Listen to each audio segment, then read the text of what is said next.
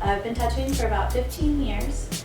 I started off in southeastern Pennsylvania. I moved all around to a bunch of different cities, eventually working in Philadelphia, where I worked at the studio Deep Six with Paul Acker, which is where I really feel like I blossomed as an artist. I worked there for about 4 years and then made the move to New York City to work on the TV show New York Inc. I thought I would be there for about 3 months, and it actually turned out I lived there almost 10 years now. I own my own tattoo studio now in Manhattan's Lower East Side. It's called Great and Glory. I own it with my 2 business partners, Emily and Veronica. I've had it for almost 5 years now, which is pretty crazy. I never saw myself owning a tattoo studio or in New York City, so I feel pretty good about that. I started tattooing when I was 18 years old. At the time, I had just graduated high school. I had no idea what I wanted to do with my life. I just knew that I should probably go to college, so I started going to community college to figure out what job I was going to do. And during that time, I actually got the opportunity to learn how to tattoo. I had wanted to learn how to tattoo years prior, about when I was 14 years old, because that's when my friends started getting tattooed, and I remember looking at those tattoos and being like, oh my god, these are terrible. I feel like I could probably learn how to do this better. Unfortunately, I went to local tattoo studios, and at 14 years old, and this was like 20 years ago, nobody wanted to teach a little girl how to tattoo. I got this part-time job selling furniture. It was just to put myself through community college, and it was pretty miserable because selling furniture is super boring. But I worked with another girl there. She worked in a department next to mine, the accessories department. And one night after work, she asked if I'd give her a ride to a tattoo studio because she wanted to try out for a job as a body piercer. So I said, sure, no problem. So after work we went, and while she was trying out for the job, she told the owner that I could draw really well because that's literally all I did at work all day. So he asked me to look at some drawings while she was doing her thing. And he was like, oh, these are really good. Draw me this, draw me that. And he had me draw, like, I don't know, an evil butterfly, a name made out of tribal, whatever was cool at the time, 15 years ago. And he thought they were really good. So he was like, hey, have you ever done a tattoo before? And I'm like, no. And he's like, you want to do one right now? And I'm like, sure, I guess so. And he had set me up, and I did my first tattoo that night on the shop's apprentice. His name was Timmy.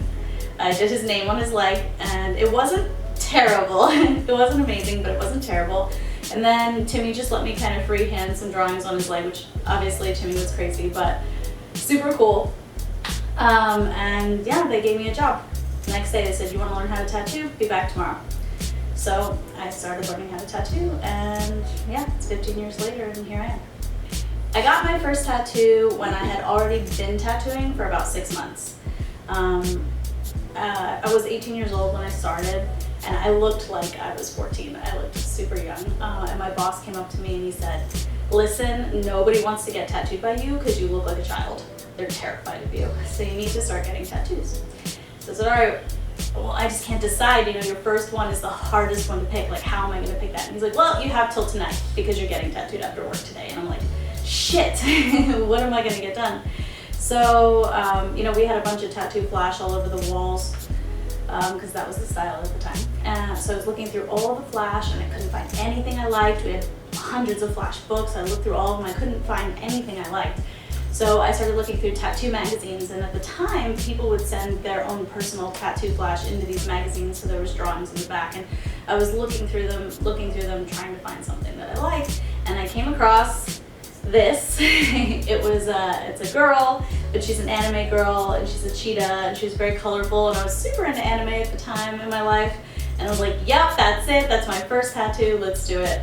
And that night, he tattooed the whole side of my leg, and it wasn't so bad, and then I came home, and my mom was super, super pissed, screaming at me, but she supports me too. She just didn't want me to make bad decisions. I appreciate that, but yeah, so that's how I got my first tattoo, and then I got about half of the tattoos I have on my body right now within 3 months after that first tattoo, because it was an addiction. I got the name Massacre about a few years into my tattooing career. At the time, me and my friends were really into hardcore music, and we would go to shows.